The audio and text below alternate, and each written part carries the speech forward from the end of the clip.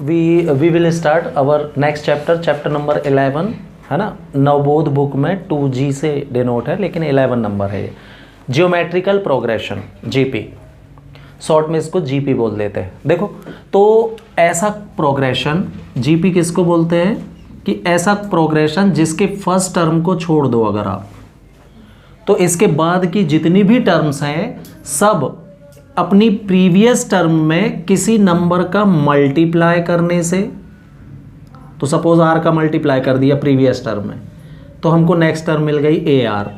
फिर आर का मल्टीप्लाई कर दिया तो ए आर स्क्वायर हो गई। फिर आर का मल्टीप्लाई कर दिया तो A R cube and so on. ऐसी जो सीरीज मिलती है उसको हम फिर जीपी बोलते हैं। तो मल्टीप्लाई करने से या फिर डिवाइड भी कर सकते हो आप आर का, फिर डिवाइड करोगे तो R square A by are cube, ये दोनों की दोनों जीपी ही कहलाएंगी। हाँ, तो ऐसा प्रोग्रेशन है ना, the progression whose each term except first term is found by multiplying और dividing a fixed number is called GP. AP में एडिशन और सब्ट्रैक्शन से ईच टर्म मिलती है, इसमें मल्टीप्लिकेशन और डिवाइडेशन से मिलती है। ये फर्क है एपी में और जीपी में, ठीक। तो दिस इज कॉल्ड जीपी। अब जिस फिक्स नंबर का आपने मल्टीप्लाई किया है ना, उसको हम कॉमन रेशो बोलते हैं।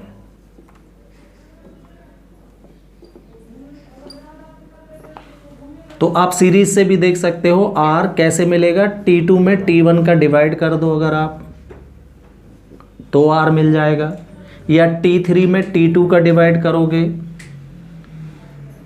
तो भी आर मिलेगा, या T4 में T3 का डिवाइड करोगे। इस तरीके से ये कॉमन रेशो इसीलिए बोलते हैं क्योंकि डिवाइड से मिलता है।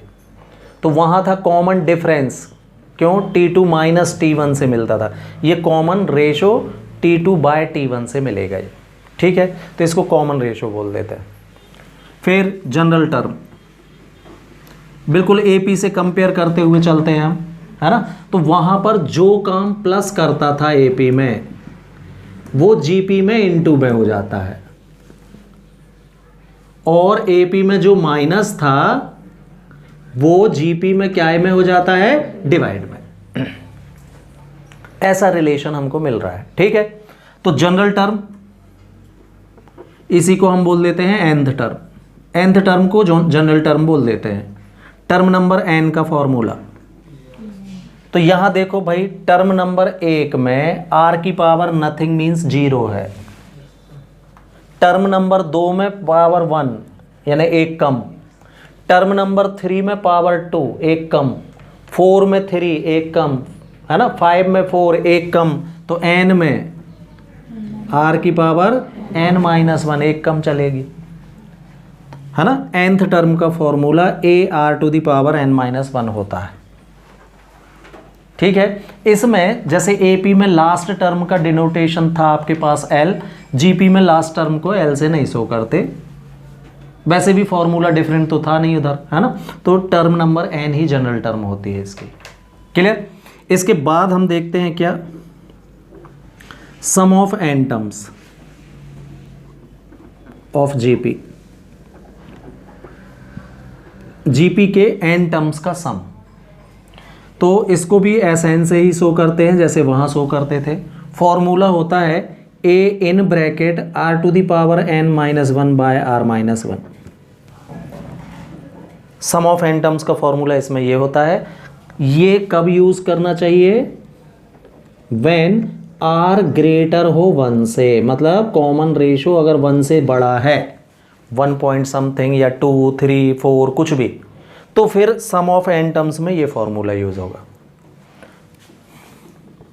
दो फॉर्मूले चलते हैं इसमें, और सम ऑफ n टर्म्स में ये उल्टा हो जाएगा अंदर, a into 1 minus r to the power n upon 1 minus r use करना चाहिए when r is less than 1, ठीक है। तो सम के दो फॉर्मूले चलेंगे। अगर r की वैल्यू 1 से ज़्यादा आई है तो आप इसका यूज़ करोगे सम निकालने में, और अगर r की वैल्यू 1 से लेस है तो इसका यूज़ होगा।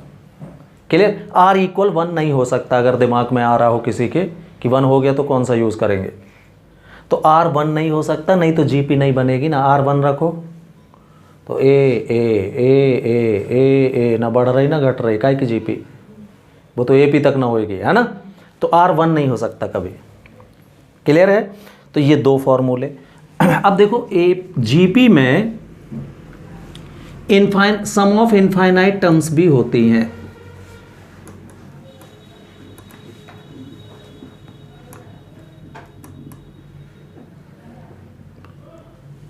इसको S इनफाइनाइट से शो करते हैं। फॉर्मूला होता है A/1 - R। कि किसी इनफाइनाइट GP के इनफाइनाइट टर्म तक का सम भी निकाला जा सकता है इस फॉर्मूले से। S infinite is equal to A/1 - R। n आएगा ही नहीं क्योंकि टर्म्स इनफाइनाइट है। इसमें n क्या होता है? नंबर ऑफ टर्म को शो करता है। ठीक है, तो ये भी निकाल सकते हो आप। फिर वहाँ आपने ये देखा था जियोमेट्रिकल मीन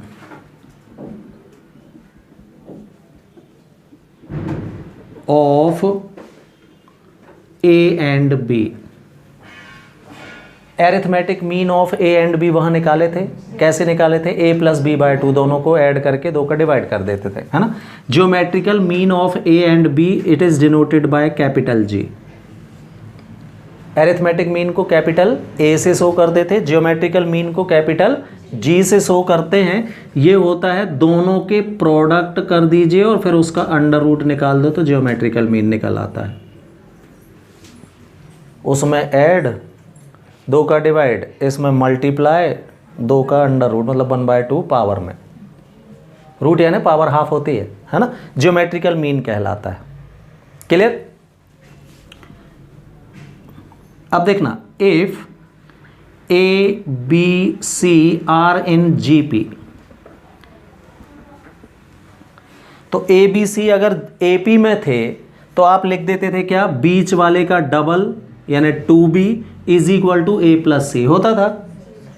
अगर ये तीनों GP में है तो बीच वाले का square is equal to first into last होगा। ये GP की डेफिनेशन है कुछ नहीं, आपको बता देता हूँ।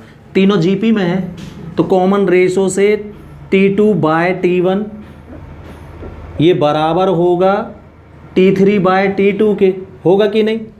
क्रॉस मल्टीप्लाई करना जरा, यही मिलेगा।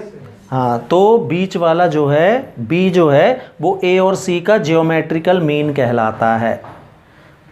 अच्छे से देखो तो B is equal to √AC ही लिखा है।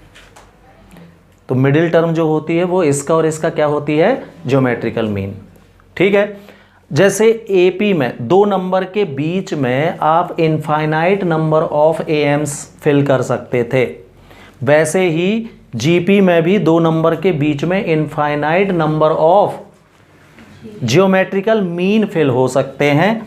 आप उनको G1 G2 से, है ना, A और B के बीच में G1 G2 G3 and so on up to GN geometrical mean आप फिल कर सकते हो। इसकी खासियत ये होगी कि ये सब के सब काय में होंगे, अब GP में होंगे। जैसे एरिथमेटिक मीन फिल करने से जो न्यू सीरीज मिलती थी वो AP होती थी, वैसे ही जियोमेट्रिकल मीन अगर आप फिल करते चले जाओगे तो जो न्यू सीरीज मिलेगी वो क्या होगी? GP ही होगी। ये खासियत इसमें भी है। Clear? After that we see what see free consecutive terms of GP if their product is given. If their product is given, जैसे AP में लेते थे ना हम 3 नंबर जिनका सम गिवन हो। अब भी मैंने आपको बताया जो AP में काम सम का था वो GP में प्रोडक्ट का होगा। तो अगर 3 नंबर का प्रोडक्ट गिवन है तो वो 3 नंबर एपी में कौन कौन से लेते थे? हाँ, तो यहाँ आएगा देखना ए बाय आर, अब भी बताया माइनस यानी डिवाइड हो जाता है जीपी में। माइनस का रोल कौन? डिवाइड को। तो ए बाय डी की जगह आर लिख रहे हो आप, ए एंड ए आर लेना चाहिए, ए इंटू आर, प्लस में इंटू माइनस की जगह डिवाइड। तो ये 3 नंबर लोगे जब भी आप लोगे तो 4 नंबर इसके कौन से लेते थे? ए माइनस 3D, ए माइनस डी, ए प्लस डी, ए प्लस 3D लेते थे। तो इसके 4 नंबर्स ऑफ जीपी, शर्त वही है भाई, प्रोडक्ट इज गिवन है। हाँ, तो क्या लोगे आप? A by are cube, a by are cube into power में चढ़ गया है ना, फिर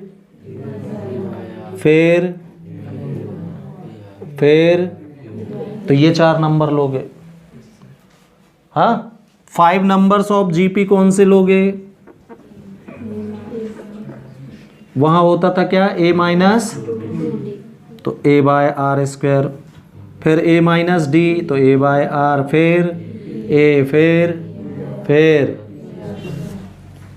इस तरीके से लेंगे हम 5 नंबर्स। ठीक है, तो ये है भाई जीपी के फॉर्मूले जो हम यूज़ करेंगे। बिल्कुल अगर एपी बढ़िया है तो कुछ नहीं, ज़्यादा थोड़ा सा तालमेल बैठा लो तो ये फॉर्मूले ऑटोमेटिकली याद हो जाते हैं। Clear? Now see some question of exercise 2G.1 कैसे करना। तो इसका करने का तरीका जैसे एपी में करते थे आप, ये जीपी गिवन है एक, आपको इसकी 10th टर्म टी नंबर 10 निकालना है। ठीक है, तो यहाँ पहले चेक करें आप कि हेयर फर्स्ट टर्म कितनी है इसकी? 1/32 है। कॉमन रेशो तो T2 डिवाइडेड बाय T1 से निकलता है, इसमें इसका डिवाइड करेंगे तो 1/16 डिवाइडेड बाय 1/32, ये पलट के ऊपर जाएगा तो 32 अपॉन, मतलब कितना? 2 में R की वैल्यू 2 आ गई। देन हमको निकालना है क्या? टर्म नंबर 10, फॉर्मूला AR की पावर 9, एक कम बनेगा। रखिए value A 1/32 into R 2 power 9।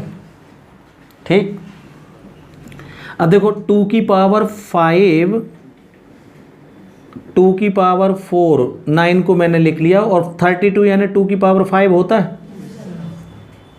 9 को 5 पावर 4 पावर ये कैंसिल, 2 की पावर 4 कितना? आंसर भाई। Now see question number 6। एक सीरीज गिवन है आपको जीपी 36, 12, 4 एंड सो ऑन। वो बोल रहा है इसकी लास्ट टर्म बताओ अगर इसमें टोटल 11 टर्म्स हैं। तो ये बताओ 11 लड़के लाइन से खड़े हैं, तो लास्ट लड़का कौन सा होगा? 11वां, है ना। चल, तो हेयर ए की वैल्यू कितनी? आर कितना आएगा भाई? 12/36, that is then last term that is term number 11 is equal to कितना? ए आर की पावर 10। वैल्यू रख दीजिए, ए की वैल्यू और आर की वैल्यू 3 पावर, तो 36/3 की पावर 10 ये आएगा।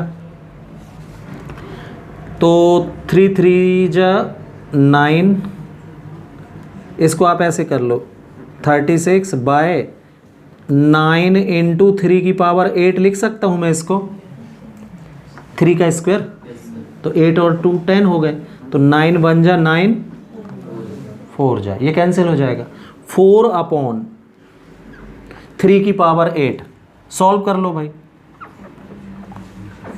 अब देखना 3 की पावर 8, तो 3 की पावर 4 जो होता है ये 81 होता है,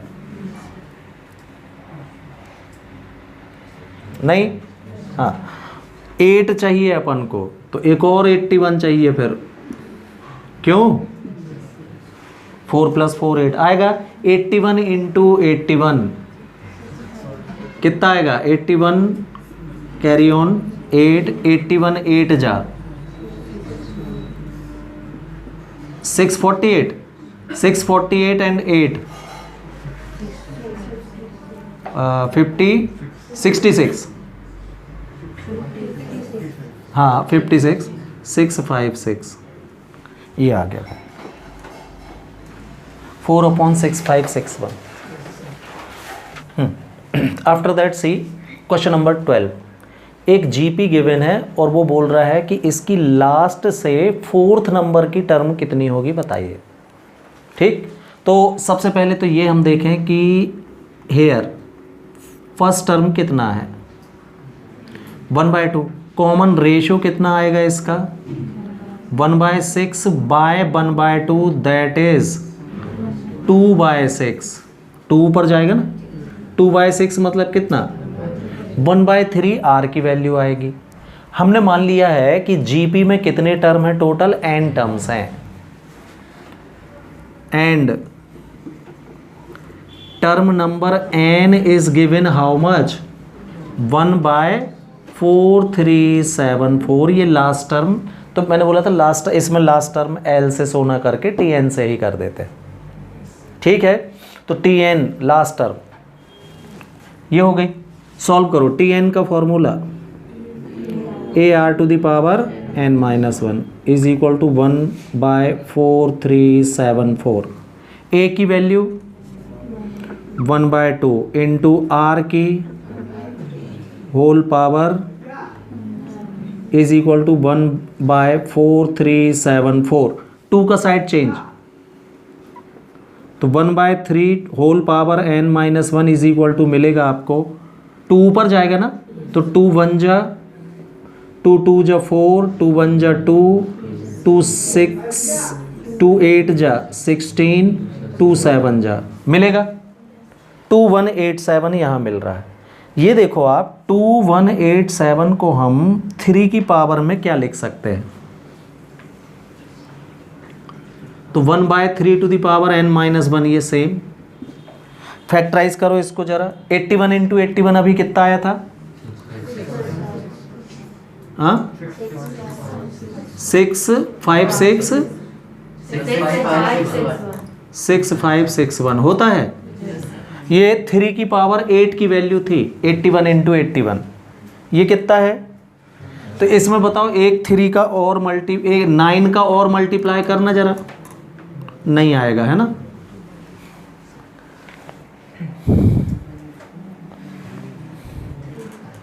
ट्वेंटी 2187 है ना ये तो, हाँ तो 3 की पावर 7 चेक करो जरा,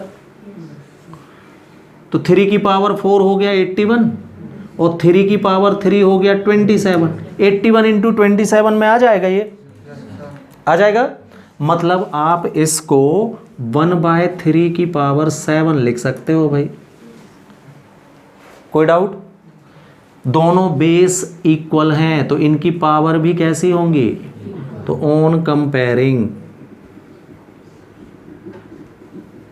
n-1 की वैल्यू मिलेगी कितनी 7, तो n इज इक्वल टू कितना 8 हो जाएगा। ये हमने पता कर लिया भाई कि इस सीरीज में टोटल 8 टर्म्स हैं। ठीक, हमको लास्ट से 4th टर्म निकालना है, तो आपको फॉर्मूला बताया था मैंने, pth टर्म फ्रॉम लास्ट, ये बराबर होता है yes n-p plus 1th term from beginning. ये किसी भी सीरीज के लिए